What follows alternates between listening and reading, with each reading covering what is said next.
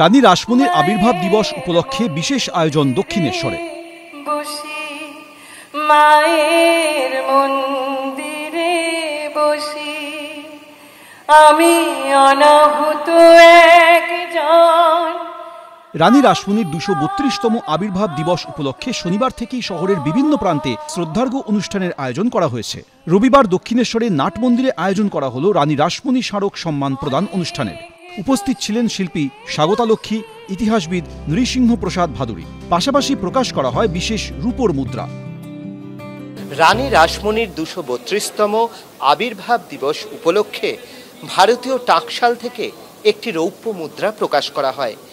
এদিন দক্ষিণেশ্বর মন্দির চত্বরেই এই রৌপ্য মুদ্রাটি প্রদর্শিত হয়। এখানে একদিকে রয়েছে রানী রাসমণির চিত্র এবং এই মুদ্রার উল্টো দিকে রয়েছে দক্ষিণেশ্বর মন্দিরের চিত্র। আজকে এই ঐতিহাসিক নাট মন্দিরে আমরা বিদ্বজনকে রানী রাসমণি স্মারক সম্মান ২০২৪ প্রদান করলাম। সেই সঙ্গে ভারতীয় টাকশাল একটি রৌপ্য মুদ্রারও প্রকাশ করেছে। আগামীকাল মৌলানা আবুল কালাম আজাদ রিসার্চ ইনস্টিটিউটে রানী রাসমণির একটি আবক্ষ ছবির উন্মোচন হবেন, ডক্টর স্বরূপ দত্ত করবেন ডিরেক্টর। উদ্যোক্তারা জানান, মঙ্গলবার ভারতীয় জাদুঘরে রানী রাসমণির প্রতিকৃতির আবরণ উন্মোচন করা হবে। কলকাতার বিভিন্ন প্রান্তে হবে অনুষ্ঠান। অর্ণব মুখোপাধ্যায়, এবিপি আনন্দ।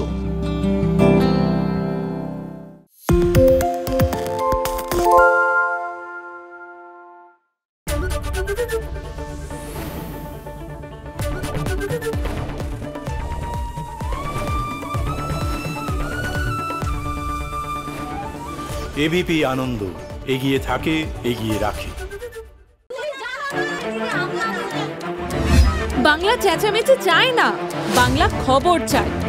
বাংলা খবর, বাংলার খবর। আরে চাটা দে। এই আমার একটা চা দেন। কি হলো আমারটা? বাংলা পক্ষপাত চায় না, বাংলা খবর চায়। বাংলা খবর, বাংলার খবর। সত্য অন্তহীন, সত্যের খোঁজও তাই, সত্য সন্ধানে তাই আমরা অক্লান্ত, অকুতভয়। এবিপি আনন্দ নতুন ভাবনার প্রতীক, যা মনে মুক্ত, তথ্যে যুক্ত এবং যাবতীয় সীমানার বাঁধন থেকে মুক্ত। সীমা না শব্দটির মধ্যে লুকিয়ে আছে মানা শব্দটি, যেন চোখ রাঙানি এক অদৃশ্য বেড়াজাল, যা আটকে রাখে আমাদের এক ছোট্ট গণ্ডির মধ্যে।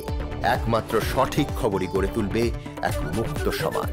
সেই জগৎ গড়ার লক্ষ্যে কোনো সীমানার ঠুকুটি আমরা মানব না। এবিপি আনন্দ, এগিয়ে থাকে, এগিয়ে রাখে।